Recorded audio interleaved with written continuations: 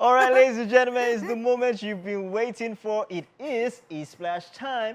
Time to unleash your fun side and let the good times roll. That's right, ladies and gentlemen, boys and girls, get ready to be swept off your feet as we dive headfirst into a world of non-stop thrills and pure entertainment. Yes, it's Movies Tuesday, and we're sure you're ready to go on this ride with us this afternoon. Yes, yes, yes. It's about to be an afternoon of movies, music, laughter, and mind-blowing conversations, ladies and gentlemen. If you're on the move, you can watch the show live via our website, which is www.tvcentertainment.tv. Don't worry, I'm high on water, just water.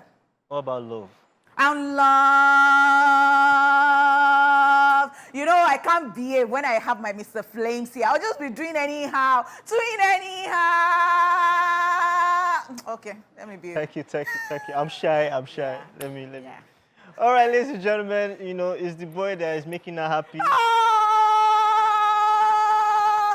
Yeah. They call me Mr. Flames, J. Paul, Big J, you know. Yeah. All right, ladies and gentlemen, let's get to it. It's about time. We have an exciting show planned for you today with news items from the entertainment world. Yeah, so following that, we will be joined by our guest for today, after which we will have our movie-themed trivia questions segment, courtesy Biggie. Let's get it.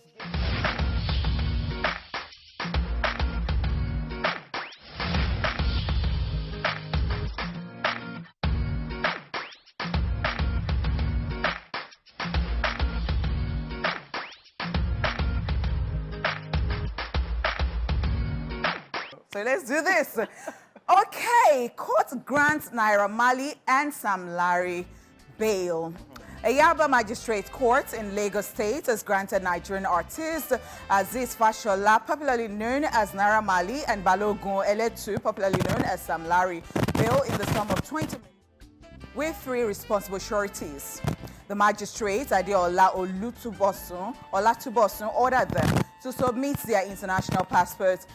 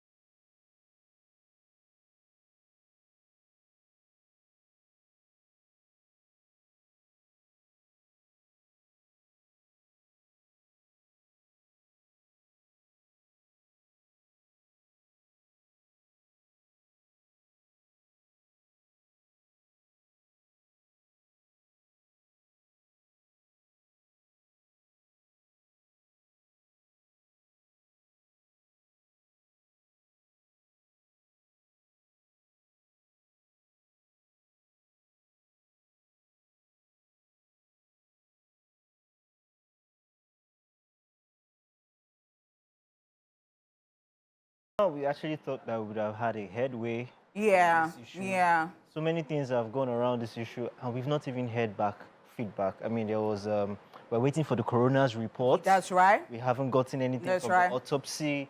We're waiting for so much. We haven't gotten anything. They are doing their investigation, but they also need to know that this is also a matter of public interest. That's right. So they have to be careful Yes. and be detailed too. Exactly. So we need to know, and this is the opportunity for the police force to actually prove their mettle in the sense that, okay, they're actually good at working and doing this stuff and carrying out investigations. If not, this would not only, it will make the public lose confidence in the fact that the police system actually works.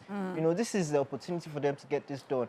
I mean, they were arrested as suspects, Sam Larry and Naira Marley, yeah. They were not actually caught in any Yes, but you know, doing it, perhaps, I don't know whether, evidences. videos will do. And most of the allegations against them is the fact that they bullied That's right. this guy That's right. physically That's right. and online as well. So there was a lot of bullying around. So that's the ground on which they were apprehended and the fact that they are suspects in the case.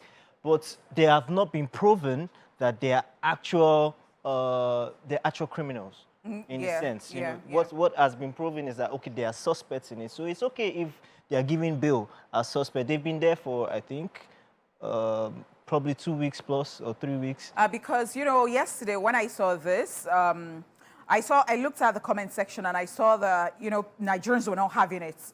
And some Nigerians were like, okay, so bullying is different from murder. Some people were trying to explain to some other people. And I understand that in issues like this, this type of thing would definitely come with emotions. Yeah. So you find people, you know, putting emotions into stuff. But the court of law does not deal with emotions. It deals with evidence. Yeah. So we're just going to keep our fingers crossed, as you have said, that we're waiting on the you know, the police, the courts to give like the final thing. Let's know what all this case, what this case is all about. We actually want a headway. We want justice for Mohbad. We do hope that this will nip stuff like this in the bud. I mean, the highest that can happen now, like, I mean, they've seized their international passports. They cannot travel anywhere.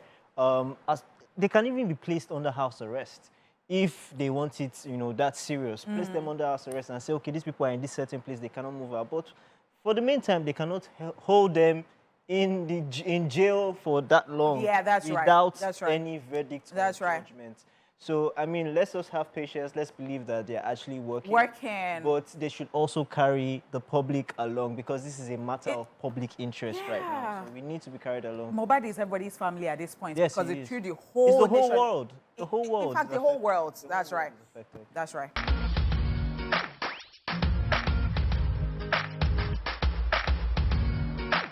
All right, ladies and gentlemen, moving on the entertainment news, and this is coming with some emotions. Mr. Ibu's leg has been amputated.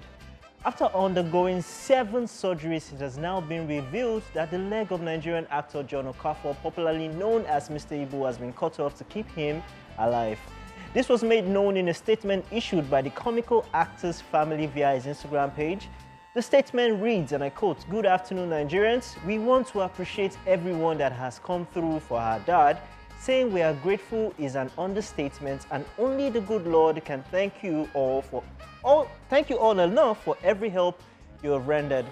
As of 1 p.m. noon today, Daddy has gone through 7 successful surgeries, but to keep him alive and increase his chances of recovery, one of his legs had to be amputated. This development has been hard on us all, but we have had to accept it as Daddy's new reality to keep him alive." End quote. The statement continues, "Please, we are still soliciting for support from well-meaning Nigerians as this stage Daddy is still one very delicate one, and he needs all the help he can get. Thank you, everyone. The Okafor family is grateful, and we don't take you for granted. In due time, Daddy will personally acknowledge everyone who supported during this period as soon as he's stable." End quote. In related news, veteran Nollywood actor Amechi Munuogo is paralyzed. The actor is said to be very sick, as he has called for help from Nigerians as he battles paralysis in his leg after suffering a stroke. Amechi Munuogo, laying on a hospital bed in a viral video looking frail, revealed that he had a stroke and suffered paralysis, after which he had been struggling for months. Weekly, he narrated what happened, noting that his condition had only gotten worse since then. Wow, I'm so sorry about this. I don't even know how to feel. When I saw this too, I don't know, but you know, the solace is just in the fact that they said that to keep him alive, you know, they just had to do that, and they would now be settling into the reality that, you know, his leg has been amputated. I think this boils down to health issues. Yeah, so I understand that. I mean, we cannot always take a leaf, you know, from other people's experiences. I am not blaming these people. This is what it has come to, and we respect them. We're so sorry that they're going through this, but I'm thinking that the rest of the world, the rest of us can actually learn from this. It can be difficult, but so many times we talk about we paying attention to our health. And we talk about, even if it is because of work, you know, think about it this way. I think I still saw a post like that this morning. Like, if anything happens to you, you would be replaced quickly. You know, but when you're alive, there is hope. Yeah. So I think that we should just learn from other people's experiences, take our health seriously, do check up every now and then. We say this, and as I'm saying this, I'm saying it to myself too, because as we grow old, the body is not what is, you know, it used to be. Wear and tear happen to the body too. So I'm just saying, like, we can always just learn from other people's experiences. This actually boils down, especially with the last news about Amechi. I mean, John Okafor is going through the process now of healing. He had to remove his leg amputated, but it could have been prevented before we got to this point. Now, another legend is down. How long are we always going to go about praying to God and wishing and hoping everything goes well when we can actually make things better?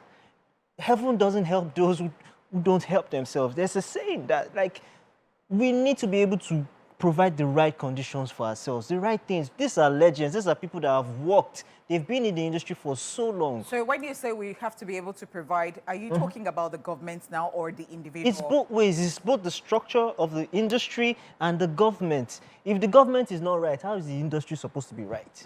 You know, so there's no structure. These people don't have health insurance. These people don't have any of these things. A normal citizen, even in a foreign country, can go, like, yes, health bills are high, but your insurance helps you process and make sure that these things don't choke you up. Some of these things are really, really, in fact, this is unthinkable. I thought about it yesterday, and I had a discussion with someone yesterday. I said, in this Nigeria, you don't even want to take ill. You don't want to have any ailments because it's as good as you're gone. People will not just want to face the reality, but sometimes if a miracle does not happen, you are gone, because I've heard of a situation where even the family members were trying to, like, fly the person abroad. And abroad, they have a backlog from pandemic period that people in the UK, for instance, are still in the queue too. So if you're bringing someone, the person too stays in the queue. Let's not even go. I don't even want to think about it. Let's not even talk about it. So the right thing for us is just to be eating health, try our best to take care of ourselves, because it's so scary. See, it's so scary. In the long run, we're still, see, the whole thing about Nigerians going abroad to seek medical is still going to go on for a long time, because we don't have confidence even in our medical system. Yes, a lot of things are not put in place and all that, but even the doctors, the people, they're tired, to be honest. I just lost an aunt recently in the hospital who was a pulmonary stuff. I can't remember what happened, but it's a small thing, and she just lost her life. She died in the hospital. Sometimes it's negligence. Yes, because there was a nurse who was right there who was supposed to look back, and the nurse was like, that's not my job. So at the end of the day, Nigerians will go back to praying, because who will save you? So you even be praying, but please don't let them give me the wrong antibiotics. Don't let them give me the wrong. I mean, we pray for Amechi. Yeah, it's down to the same thing. We all have to put money again together for this person who is a legend, has a legendary status. John Okafor just went through the state of losing his leg, amputation. I mean, it's for the best, you know, for him to still stay alive. I mean, good thing is that we have prosthetics now, but it's very expensive, to be honest, to have prosthetics. Even in Nigeria, it's millions of naira. So even come to that reality that you have to move with. And hopefully, maybe, you know, medically he has to shed weight so that he can actually use the prosthetics, and it will take lots of months of rehabilitation. But we wish them quick recovery. Yeah, we wish him that.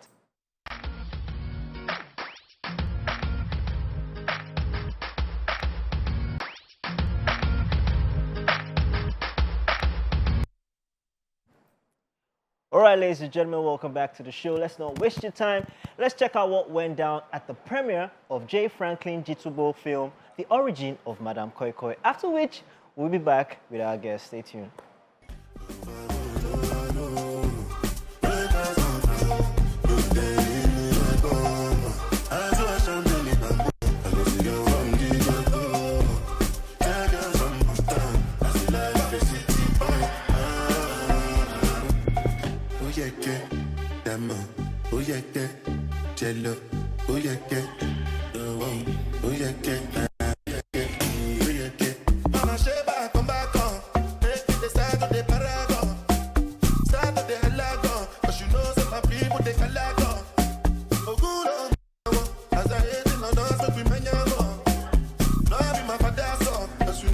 years in boarding schools in Nigeria, there has been one of the legends that I've been told couple of times, and that is the one of Madame Koi Koi. This is a story that so many people who went to school in Nigeria, especially boarding house students, have to tell. I'm talking about people that went to school in the 90s, in the 20th century, and those in the 21st century, the Gen Zs. You need to watch this movie to understand more about the story. Welcome to the show, guys. It's your lady, Catherine, a real hotness, here to give you all the tea and beats at the private screening of the origin Madame Koi Koi, and you really do not want to touch that dial because it's a story that's about to unravel. Don't go anywhere, guys.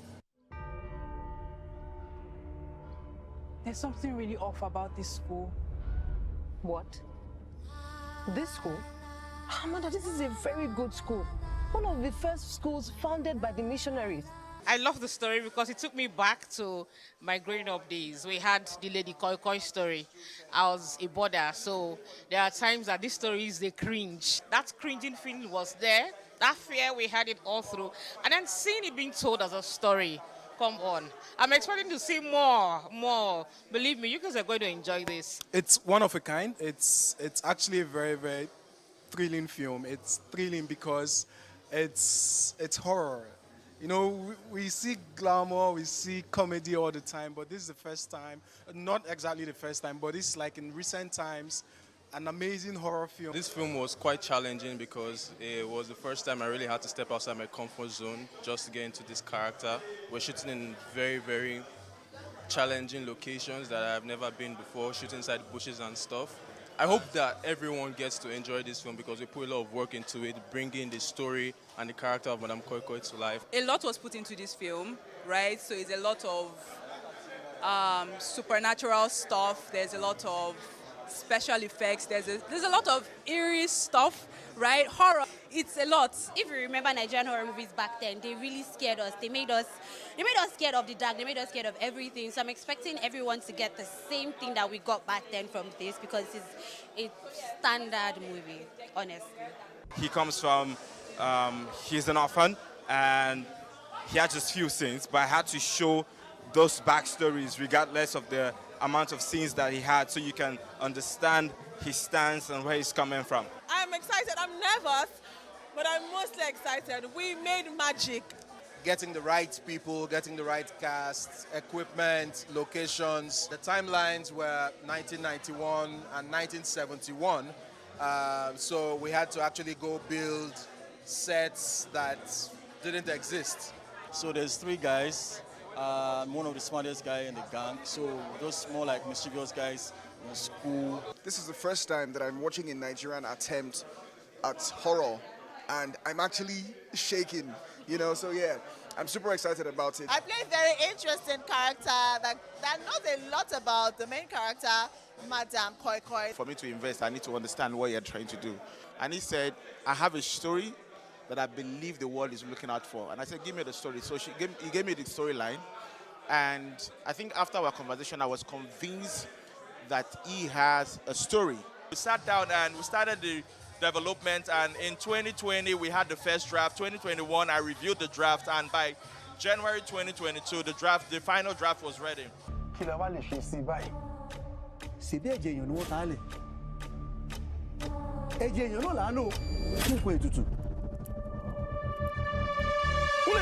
Alright guys, as you can see, everyone had fun. It was an interesting film. I can see everyone behind me taking pictures because they had so much fun in there. But sadly, it's time to go home. So everyone's just saying their goodbye. I hope you enjoyed this one because I did enjoy it. But did it tell the story like you know it?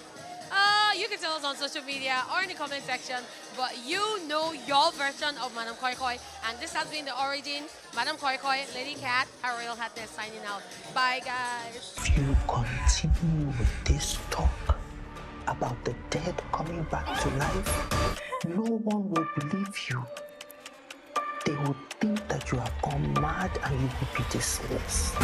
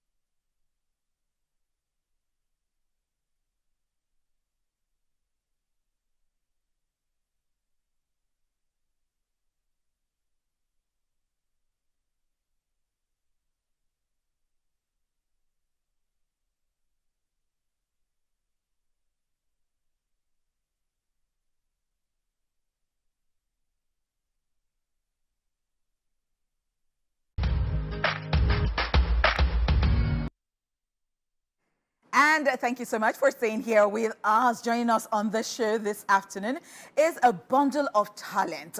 She is an actress, comedian, MC, singer, model, and content creator. Ladies and gentlemen. Ladies and gentlemen. Let's make welcome to the show this afternoon, Adeyela Adebola, popularly known as Lizzy Jay Omo Ibadan. Thank you. Did you come from Ibadan? No, I'm actually from Ocean State. Okay. Now, but did you come from Ibadan today? No. I stay in Lagos. I came from, okay. Wow, because do you know that in my head, I don't want to believe that you stay in Lagos. Every time I see your skits. Oh, you believe I make them from because, Ibadan? Oh, wow. Yes, because I don't just want to believe that somebody will believe in this Lagos and be doing that accent every time. Welcome. It's so good to have you here. Thank you. It's a pleasure. So I recently watched one of your major jobs, and I was stuck on the screen. Every time I was watching someone else, I was like, this girl is good. Like, every time we laughed out our hearts. So it's actually good to meet you in person. But the thing is, so it's interesting to see a different personality in real life. And it's a different personality on screen. TV. You know, yeah, so because I saw her at the reception and I did not know. Yes, I just passed. I don't know. She's a hottie now. She's a babe. You know, so it's a different personality. You know, the Omo Ibadan persona is a different personality. So I want to ask you, give us a brief intro into who you really are, who Omo Ibadan is, and then, yeah, just give us. Well, like you said, there's a different personality on screen, and this is what I am. Yoruba would say that we shall have to eat. So we have to do something to make sure that food comes to our table. Do you understand? We shall not thief. And since we did not have the plan to thief, and to be honest, how do I put it? Entertainment would probably bring some part of you that you yourself did not know existed. Do you understand? So I started all this Ibadan from, boredom. I was bored, I was down, I just needed to do something. And that was how, I never even knew that I could speak the Ibadan accent. Really? Yes. But somehow, I started doing it, and I feel that, okay, in fact, the Omo Ibadan was from people, comments like, Omo Ibadan. I'm like, okay, is that the name? Oh yeah, let's go with it. And that's it. But personally, I started from music. If anyone had told me, I would probably have believed that by now I should be a Tiwa Savage. I did not even know that bit. Tell us, I didn't know that bit. I started with music, all my school life, campus life was, singing, all those things, and I go on every shows, make money and all. But at a point, music, if you don't have money, and my daddy is not $10, how much is my daddy making that I want to do music? So somehow, I shall have to, shall do something, and like that. I feel like, okay, if God says music, and if God says I'll be making the money from skit making and comedy, then so be it. But someday I still want to do music. Okay, because that was my next question. Like, would you still like to do music? Yeah. And what genre of music would you do? I would prefer gospel, to be honest. You think people will take you seriously? I am sorry, but I mean... I like that. I like that question. Personally, I'm not the kind of person that cares if you take me seriously or not. I know that by the time I keep doing my thing, you would have to choose your option if you want to or not.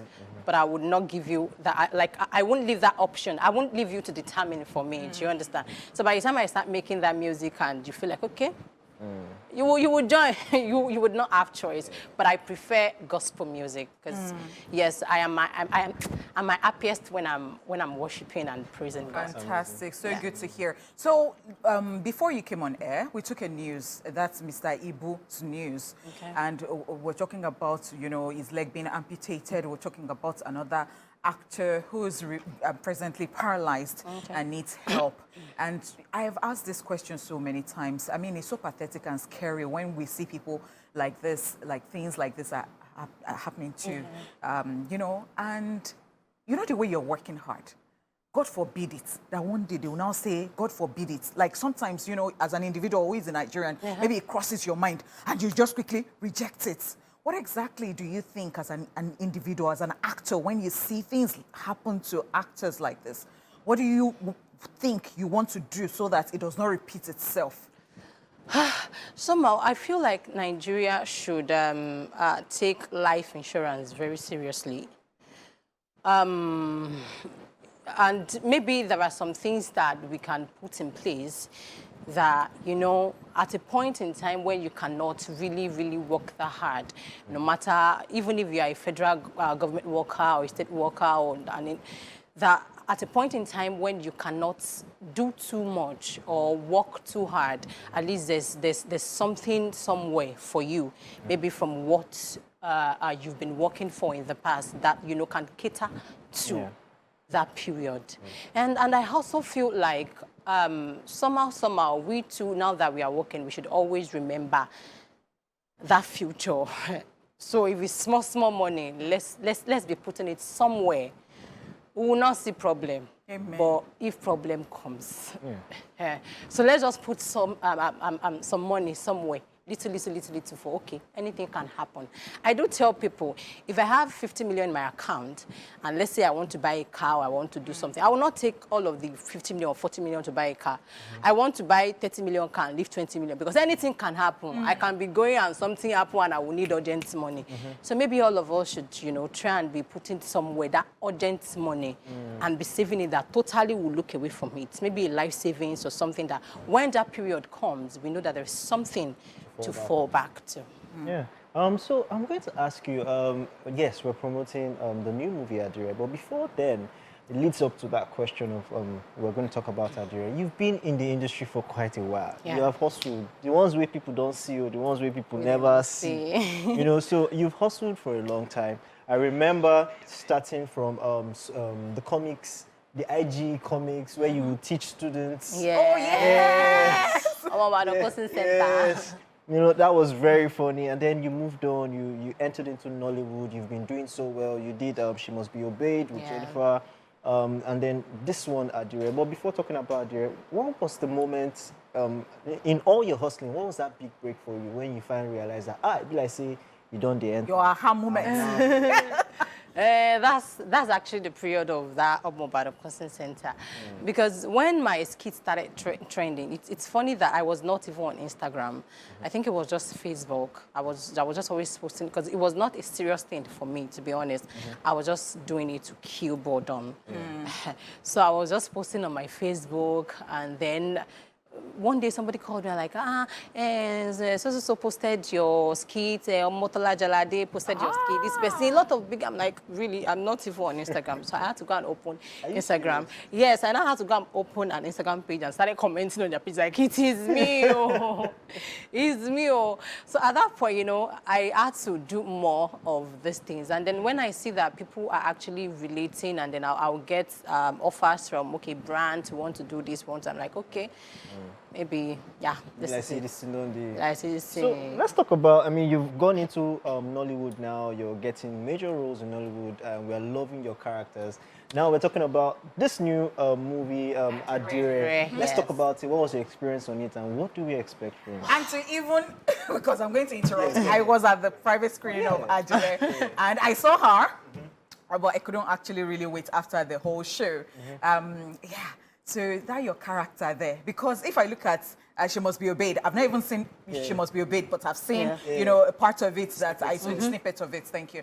So, it was like, not like a mate, but somebody who is putting Jara, who is... Yes, that's, you know, when a script, like when you get a script, this is one thing that I tell people, and maybe my manager actually had to put this in my head. I'm always like I don't want to do one scene in a movie, you are kilo for one scene. I'm like, girl, you're an actor. Even if you are given a scene, it is left to you to make the best of it. And it's funny that this Adire, Mimi Battles, actually, okay, I did a cameo in a movie, Toot. And it was just a scene, just a cameo. And luckily, the cameo, that one scene, made it to the trailer cut. So it was what every blogs and everybody was posting. And it felt like I actually did the lead role, but I was the major in that film. So it was on blogs and people were, Mimi had to DM me like, Lizzy, there is a movie at the rate. We are done with the script. We are done with our casting. But I want the writer to write you into this movie. So at the rate, I was not meant to be in Adire.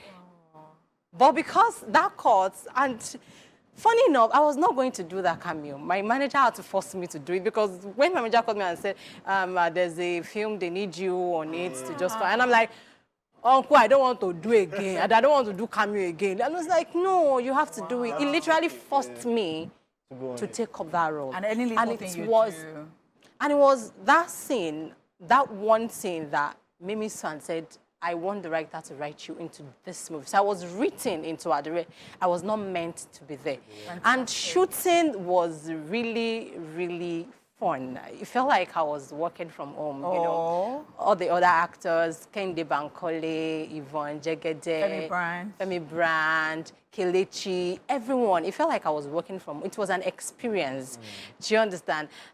It was just fun. And the thing is, it's funny that people will watch now and they would laugh about it because shooting, it didn't really feel like I was funny. Or maybe I should say that I was not trying to be funny. It's not Skit, it's a movie. So I had to put the fact that I wanted to be funny, I had to put it somewhere. This is a movie, I have to. But when you watched it, how did you feel? Like, I was laughing too. I'm like really? I did not know that I did this much. Like, do you understand? Because reading the script, I had to, you know, and this is one thing that I tell people, just like I said, even if you were given half scene, make the best of it. Put your I always try to give myself a particular, even if you did not write me well, even though the writer did a very, very good job. Yeah. But then, even if you didn't write me well, I always know how to. It's not possible for this movie to come out and they will not see me. Yeah, so all those Jara and all those things, they might not be in the movie, but I have to put them myself because. But really, do some people allow that after they had written a script? Do they allow you to ad-lib sometimes? Yes. Okay. Yeah, as long as you are not going more than the situation. Do you understand? Hey, like I said, I can't overact. I cannot be over dramatic because this is not Skit. For a skit, the goal is to be funny. But for a movie, the goal is to act. So I cannot be more dramatic than the situation calls for. So as long as I am not dramatic, I'm not doing much more than the script calls for, all the Jaras, they're not a problem. All right. All right, cool. Ono what? Onomatopia. Onomatopia. Also what?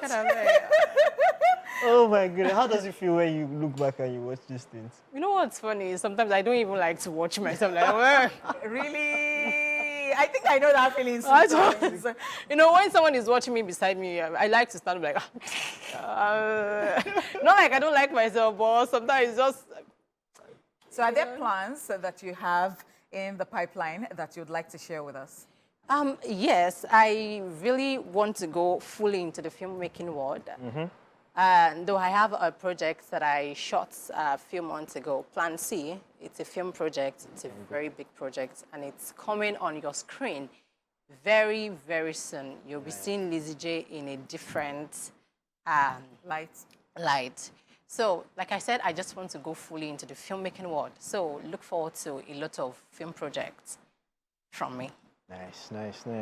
Well, you're actually doing so amazing. Like we're saying, it's not easy for one to move from one world to another world and, you know, maintain that same energy. So let's talk about Adire, right?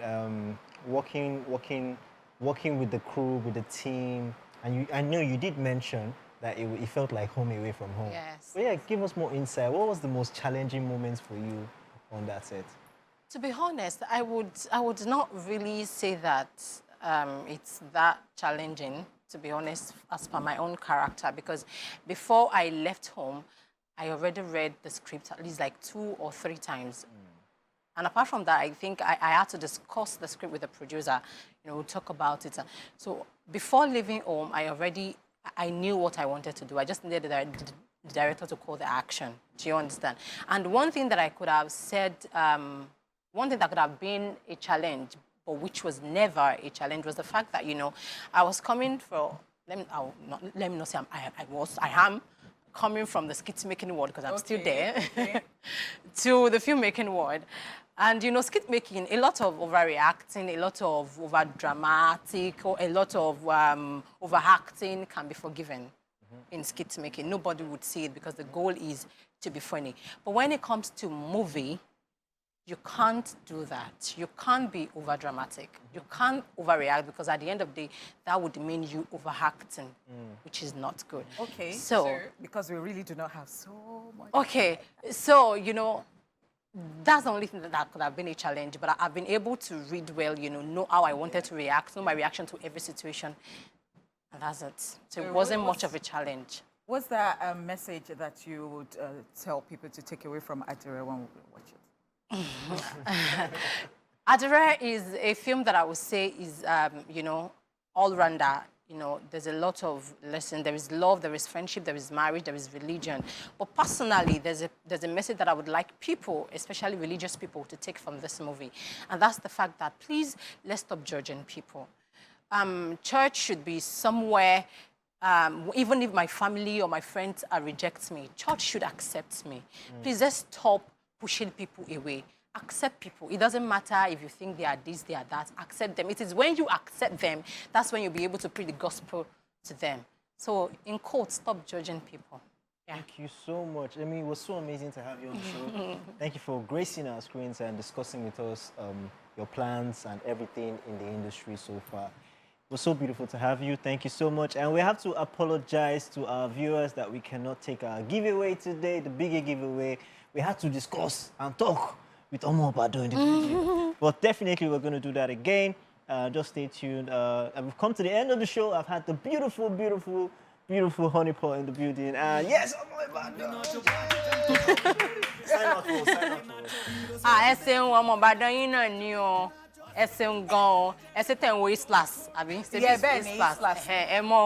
us. Thank you very much. And Adire is in all cinemas. Adire is very interesting. Thank you. God bless you. Okay. Thank you. So you are going to pay for this after that you have just done. See you guys tomorrow. Cheers.